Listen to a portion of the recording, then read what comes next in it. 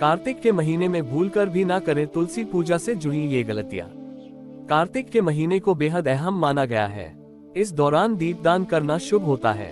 माना गया है कि ऐसा करने से मनुष्य के सारे पाप नष्ट होते हैं। इस महीने में तुलसी की पूजा का भी विधान है।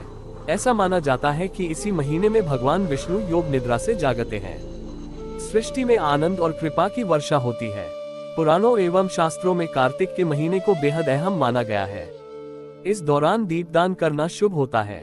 माना गया है कि ऐसा करने से मनुष्य के सारे पाप नष्ट होते हैं। इस मास में कई शुभ पर्वों की भी धूमधाम मची रहती है। मान्यता अनुसार इस महीने में जो मनुष्य देवालय, नदी किनारे, तुलसी के समक्ष एवं अपने शयन कक्ष में दीप लगाता है, उसे सभी प्रकार के सुख प्राप्त होते हैं। ये महीना विष्णु भगवान को सबसे प्रिय होता है। साथ ही इस महीने में तुलसी की पूजा का भी विधान है।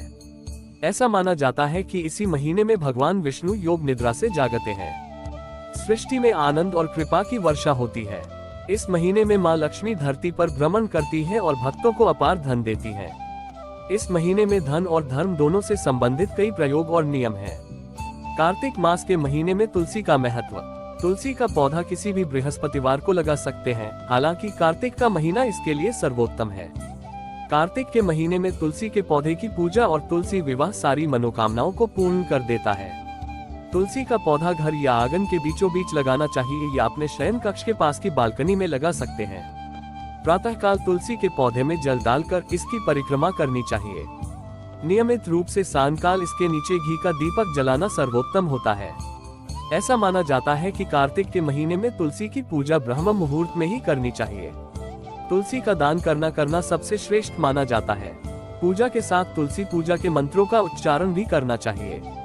मंगलवार को तुलसी हनुमान जी को चढ़ाने से धन प्राप्ति होती है। कार्तिक मास में अगर खाने में तुलसी का प्रयोग किया जाए तो खाना की कभी कमी नहीं होती है। तुलसी पूजा की सावधानियां।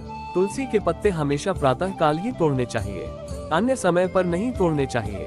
रविवार के दिन तुलसी के नीचे दीपक नहीं जलाने चाहिए। भगवान विष्णु और इनके अवतारों को तुलसी दल जरूर अर्पित करें। भूलकर भी भगवान गणेश और माँ दुर्गा को तुलसी अर्पित न करें। तुलसी के पत्ते कभी बासी नहीं होते हैं। पुराने पत्तों को पूजा में प्रयोग किया जा सकता है।